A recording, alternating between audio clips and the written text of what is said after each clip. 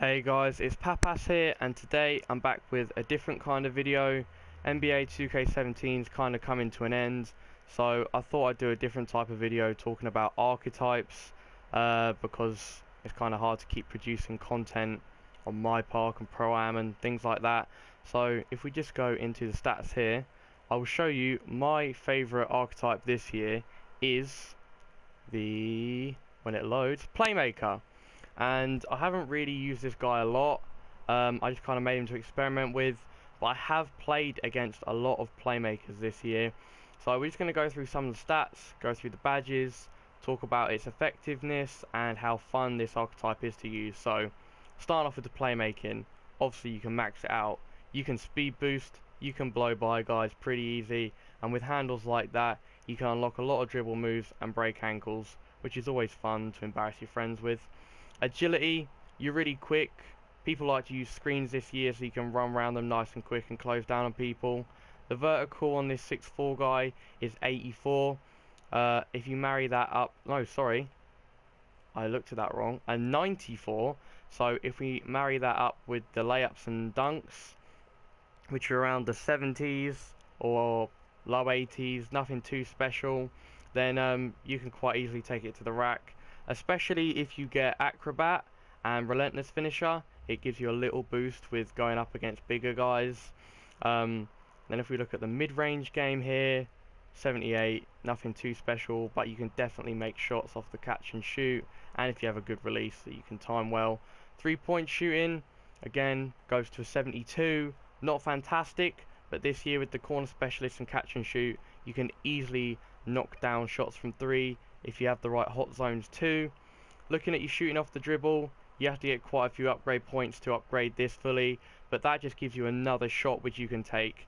Look at that, there's 4 shots there which you can take. If one isn't working, try the other one. You're really hard to guard. You know, if you're going taking mid-range, they get wise to that. You just start pulling up and fading on them. And then last but not least, if we go to defending, as per most archetypes are around 70 to 74. If you get that pickpocket bronze, it gives you a little boost to your steal, meaning you can get a few steals and run it up the court with your pace. And just as another point, if you're not a very good shooter or you're not very confident with your shooting, the best part about being a playmaker is you've got great passing and your badges can help you set up your teammate. So moving on to the badges, Dimer, for me, one of the best badges in the game. If you're not feeling it, as I said, throw it out to your teammate. They'll have a way higher percentage of knocking it down. Ankle breaker, this is where the archetype becomes more fun. You can make people look dumb in park, you can embarrass your friends, or you can utilize it as a tool to help you beat your man and get a good shot off or a good look for your teammate. Pick and roll maestro, again, like Dimer, arguably one of the best badges in the game.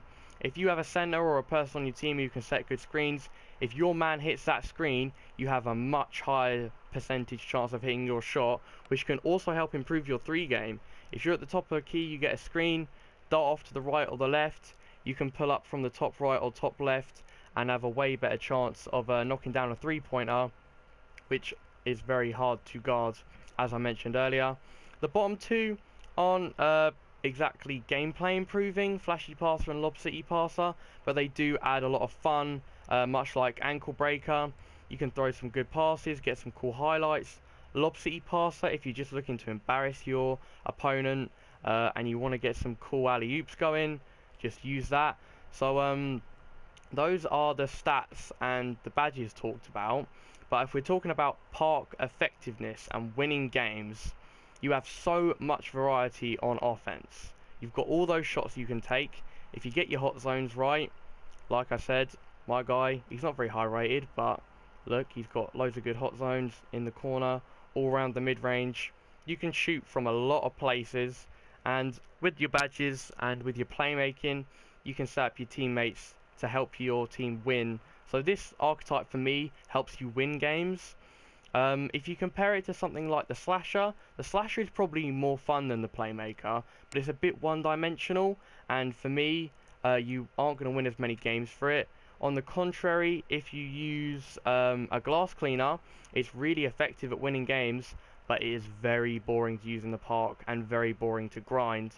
On the subject of grinding, the playmaker is actually, for me, one of the most fun to grind. Ankle breaker, it's fun to get. You do a couple crossovers, you shoot. Dimer, all you really have to do is throw passes. It's pretty easy. Pick and roll maestro is easy. Flashy passer is fun. You just do a load of things to get these badges that you would normally do if you were trying to play. It's different to if you're trying to get defensive stopper. You have to lose the ball. You have to play on Hall of Fame. It takes a long time and it's not very fun. But just look at this guy. I've got 3 gold badges. Nearly got all of them gold. And I'm barely in November. So it hasn't taken me ages. It's been fun. I haven't been bored doing it. And I can get hot zones really easy, which is going to benefit me in the park. And if we talk about the blend of having fun and winning with this archetype, as I said, you can do so much for your team, but at the same time you can just have a laugh with it.